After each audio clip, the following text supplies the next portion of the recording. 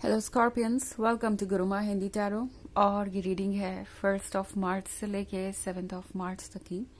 तो इस रीडिंग में मैं देखने की कोशिश करूंगी कि ये जो पहला सप्ताह है मार्च का, वो आपके लिए लव में कैसा साबित होने वाला है, कौन सी चीज़ें हो सकती है आपके लव लाइफ में। तो चलिए आगे बढ़ते हैं और देखते हैं क्या मैसेजेस है आपके लिए Scorpions.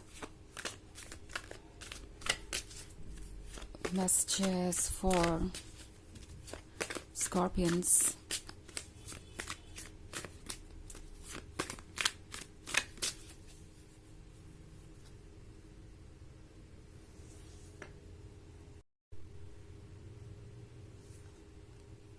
Three of Scepters, the Hanged Man, the Hierophant, the Moon,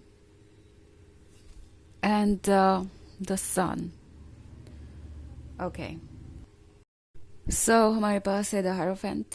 the hierophant के यहाँ होने का मतलब है कि आपका हायर सेल्फ आपसे कह रहा है कि घबराइए मत स्कॉर्पियंस, आपके लिए रास्ता बन रहा है। यूनिवर्स ऐसा नहीं है कि आपकी सफरिंग को नहीं देख पा रहा, बिकॉज द हैंग्ड मैन के साथ इस वक्त आप ऐसा महसूस कर सकते हैं जैसे कि सिचुएशन बिल्कुल भी आपके कंट्रोल में नहीं है।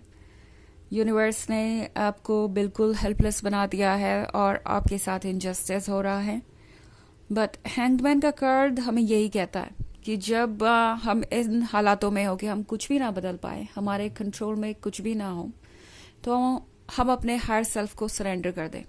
ओके, बिकॉज अपने हायर सेल्फ को सरेंडर करने के बाद आपको किसी और चीज़ की परवाह नहीं करनी है।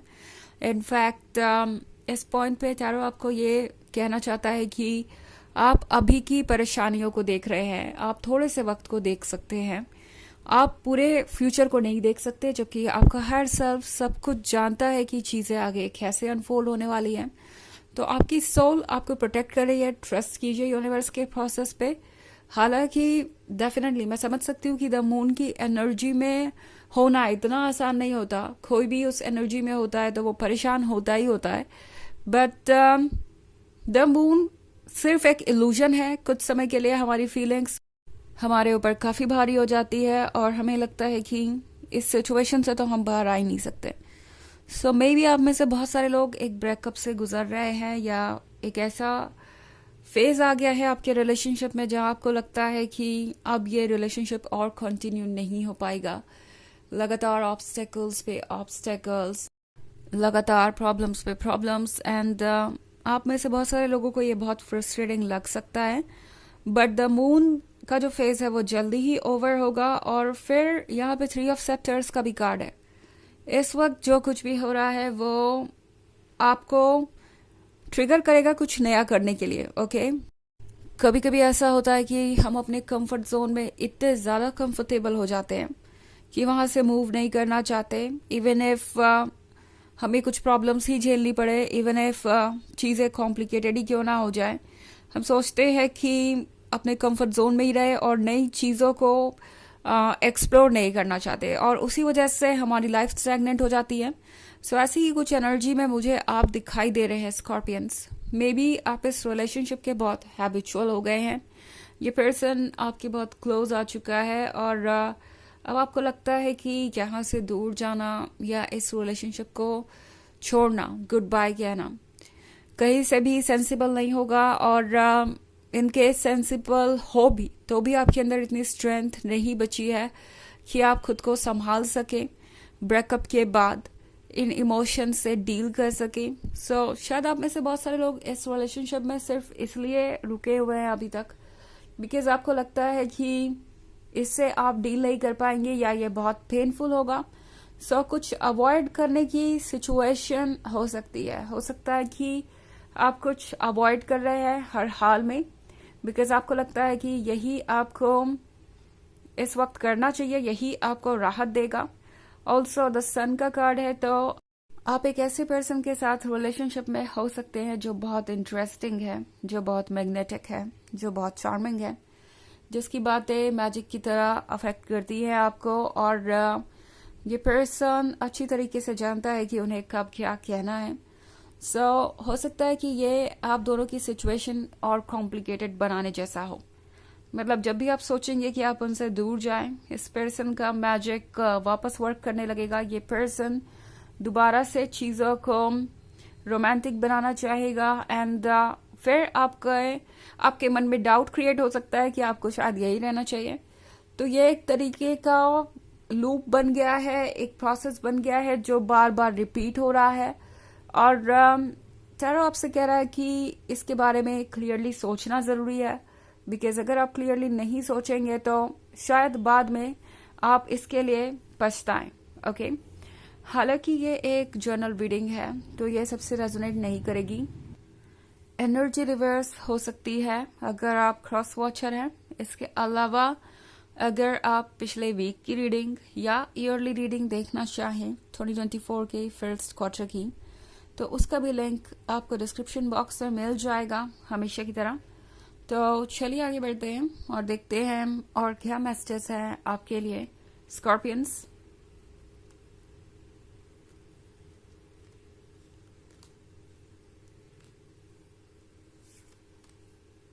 Ten of Grails, Four of Grails,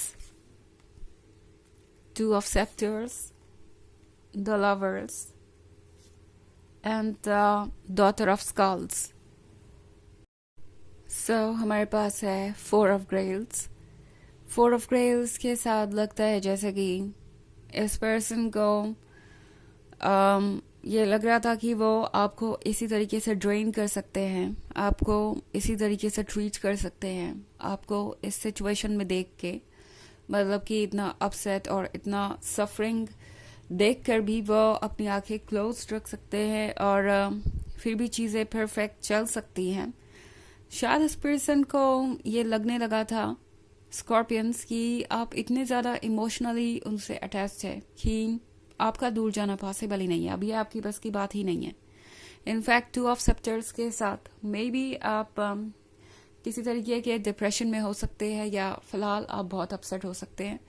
also ये पर्सन भी इसी सिचुएशन से गुजर रहा हो सकता है, बट ट्रूथ ये है कि आपको प्रैक्टिकल होने की ज़रूरत है। Okay Scorpions, daughter of skulls के साथ टैरो आपको रिमाइंड करवाना चाहता है कि आप कितने डिजायरेबल है, आप कितने स्पेशल है, आप कितने स्ट्रांग है एंड जो भी इस वक्त आप फील कर रहे हैं वो बस टेम्प्रोरी है।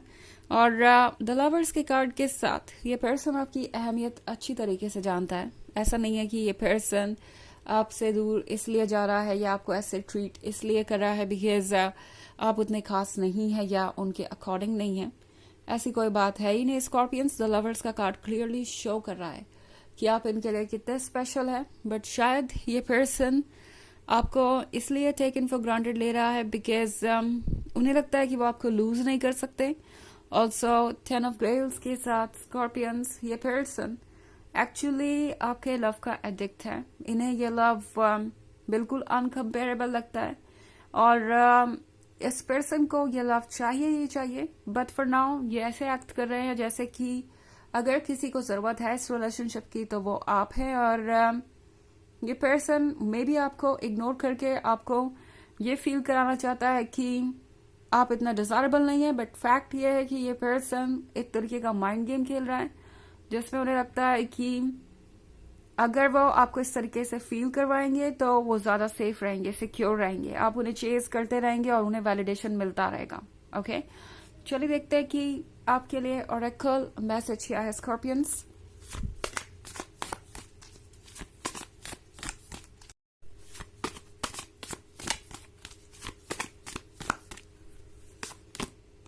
गैदरर, ओके इस वक्त आपको गैदर करने की जरूरत है, करेज इकट्ठा करने की जरूरत है, पॉजिटिविटी इकट्ठा करने की जरूरत है अपने लिए, अपना लव, बिकॉज वही आपने खो दिया है। इस पॉइंट पे आपके लिए जरूरी है कि आप ये रियलाइज करें कि आप कितने लोगों के लिए इम्पोर्टेंट हैं। ओके एंड आप खुद के लिए कितना इम्पोर्टेंट है, बिकॉज तभी आप इस मून वाले फेज से बाहर आ पाएंगे और ट्रुथ को देख पाएंगे। तो ये है रीडिंग इस वीक की, आई होप आपको अच्छी लगी होगी। Thanks for watching, till next video, bye.